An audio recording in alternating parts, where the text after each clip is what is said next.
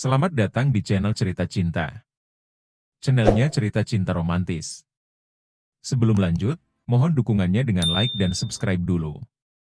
Pembalasan istri tersakiti, bagian 34. Perlahan wajahnya mendekat, bibirnya hampir menempel satu sama lain. Duk, duk. Ibu. Papa. Teriak Langit dari luar. Mendengar suara Langit yang tengah menggedor pintu, Laras mendorong tubuh Aiman dari hadapannya. Dia segera merapikan penampilannya dan menetralisir rasa gugupnya. Aiman mendesah pelan, saat usahanya digagalkan oleh anak sambungnya, dia beranjak dari kasurnya berjalan menuju pintu. Ceklek. Aiman membukakan pintu kamarnya.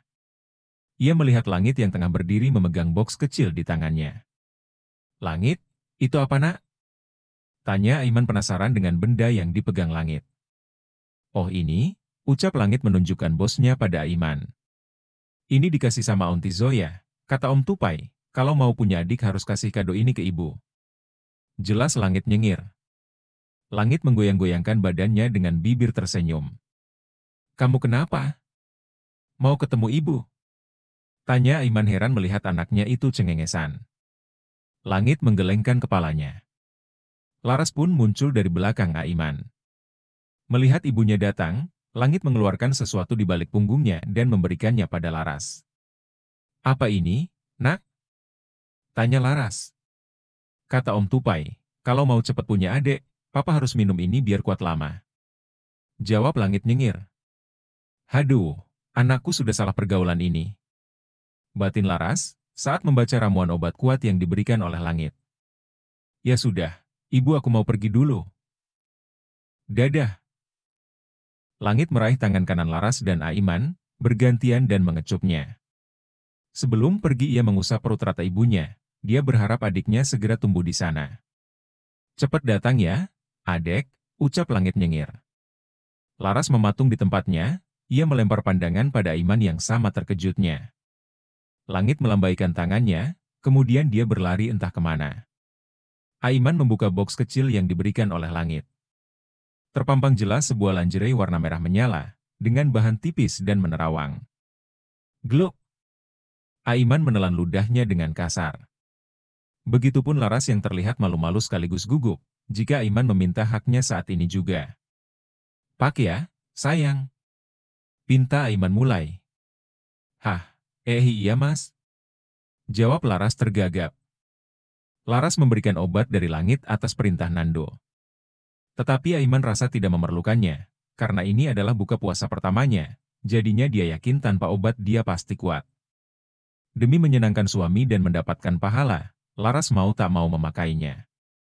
Padahal ini adalah malam pertamanya, tapi dia sangat malu memperlihatkan tubuhnya di hadapan Aiman. Semangat! Harus jadi istri solehah dan solehot. Jangan sampai suami melipir lagi kayak yang dulu, gumam Laras. Aiman melepaskan semua yang menempel di badannya. Sebelum Laras keluar dari dalam kamar mandinya, Aiman memulai pemanasan terlebih dahulu agar otot-ototnya tidak kaku. Ayo, bro. Tunjukkan kejantananmu. Seru Aiman, dengan bersemangat ulat-alit. Ceklek. Laras membukakan pintu kamar mandinya, dia menyembulkan kepalanya mencari di mana suaminya berada. Loh, kok Mas Aiman gak ada? Apa dia keluar ya? Gumam Laras bingung. Tak mendapati keberadaan suaminya, Laras pun keluar dengan dibalut handuk kimono. Tanpa dia sadari, Aiman tengah menunggunya sambil bersandar di tembok sebelah pintu. Laras mengendap-endap seperti maling, padahal untuk apa dia melakukan itu jika suaminya saja tidak ada. Grab! Aiman mengangkat tubuh Laras dalam satu tarikan. Tentu saja istrinya itu memaki terkejut atas perlakuan suaminya itu. Sudah lama si Jagur tertidur, sekarang berdiri tegak menunjukkan kegagahannya. Aiman lantas menidurkan istrinya di atas ranjangnya dan juga menindihnya. Gluk! Laras menelan ludahnya dengan kasar melihat perut kotak-kotak. Yang paling membuatnya terkejut, adalah adanya si Jagur yang sudah siap mendobrak goa yang kini sudah berlumut. Boleh aku meminta hakku sekarang? Tanya Aiman dengan suara parau. Laras menganggukkan kepalanya pelan. Suaminya itu nampak tak sabaran, terlihat saat tangannya mulai menarik tali kimono miliknya. Kini terpampang pemandangan indah menuju ke puncak. Jalan pendakian yang rimbun, dan goa yang mungkin sudah dilumuti harus ia tempuh, untuk mencapai ke puncak sana. Tak sampai di situ saja. Sebelum melakukan pendakian, Aiman tidak lupa membaca doa sambil terpejam. Setelah membuka mata, Aiman kaget dengan penampakan di depannya. Lingerie 3 dimensi, hahaha. Celetuk Aiman ngakak. Jangan gitu liatinnya, malulah. Protes Laras, sambil menutup wajahnya menggunakan telapak tangannya. Jangan malu, kita kan sudah sah menjadi suami istri. Lagi pula sudah lama aku berpuasa, jadi... Ucap Aiman menggantungkan ucapannya. Laras sudah pernah merasakannya, begitu pula dengan Aiman, tentu saja dia tahu caranya. Laras membalas perlakuan Aiman, sebagai wanita yang sudah berpengalaman, tentunya Laras juga merindukan sentuhan-sentuhan yang memanjakannya. Desahan demi desahan saling bersahutan, apalagi pendakian sesungguhnya akan segera dimulai. Aiman menyembulkan kepalanya, menengok ke pintu pendakian. Di mana sebuah goa yang rimbun dan sudah berair bercokol di sana. Sejenak Aiman melandaikan mulut goa tersebut, karena licin juga banyak gulma yang berserakan. Ia memastikannya, agar tidak salah jalan atau salah masuk. Sementara Laras, ia tak mau diam dengan suara yang terus mengerang, seolah tak sabar ingin secepatnya diajak mendaki. Setelah dirasa cukup dan aman, Aiman cepat memposisikan diri. Ia sudah tidak tahan lagi. Apalagi melihat Laras yang nafasnya semakin memburu, seperti sedang dikejar kura-kura. Setelah posisinya pas dan enak, Aiman perlahan mendorong dan membuka goa tersebut. Kadang ia berhenti, kadang ia juga mundur lagi, mengamati keadaan. Sementara Laras sudah tak karuan, meraung-raung ingin segera dijelajah. Dengan segenap jiwa raga, Aiman memantapkan diri untuk menerobos goa itu dan memulai pendakiannya. Sambil memejamkan mata dan berpegangan dengan Laras. Bles! Aar! Lenguh keduanya.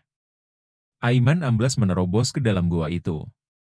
Ia merasakan hangat yang luar biasa, begitupun Laras. Ia berdiam diri dulu sejenak, merasakan apa yang sudah lama tidak dirasakannya. Setelah keduanya tenang, perlahan Aiman bergerak mengayunkan langkahnya. Penuh dengan penghayatan dan ritme yang diatur sedemikian rupa, agar mendapatkan sensasi indah dan nikmat selama mendaki. Menuju puncak tertinggi, mengarungi indahnya surga dunia.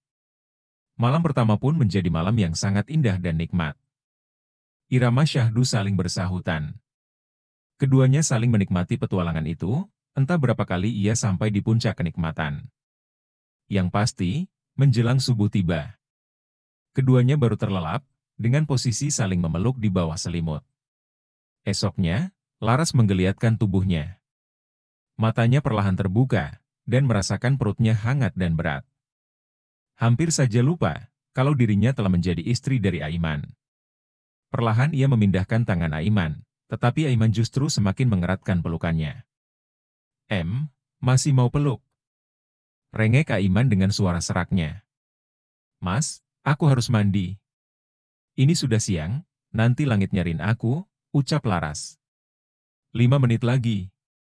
Ucap Aiman, sembari menelusupkan wajahnya ke titik kembar Laras. Nyamannya, batin Aiman.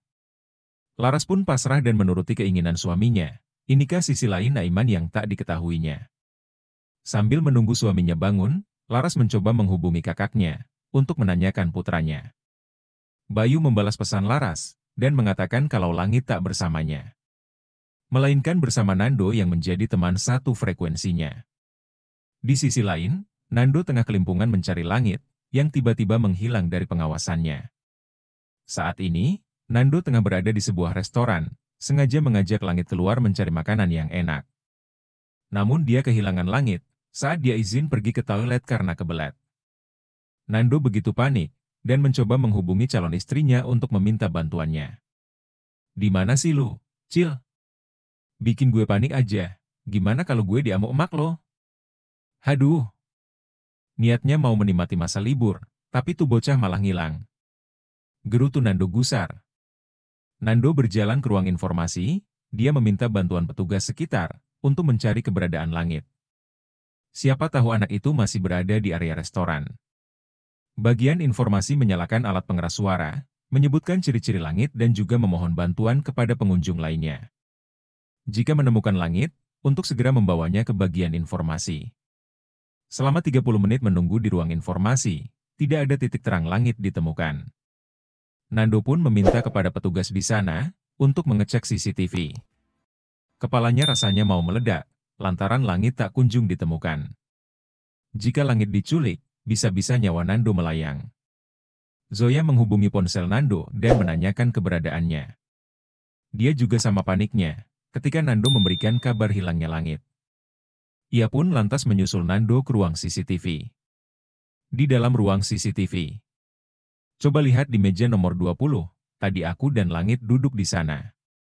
Pinta Nando. Petugas pun menganggukkan kepalanya. Dia mengerahkan rekaman kamera CCTV pada tempat yang ditujukan oleh Nando. Di sana langit terlihat keluar dari dalam restoran, bisa dipastikan kalau anak itu memang keluar tanpa menunggu Nando. Begitu memeriksa rekaman yang menyorot ke arah jalanan, Nando menangkap tubuh langit dari pakaian yang dipakainya.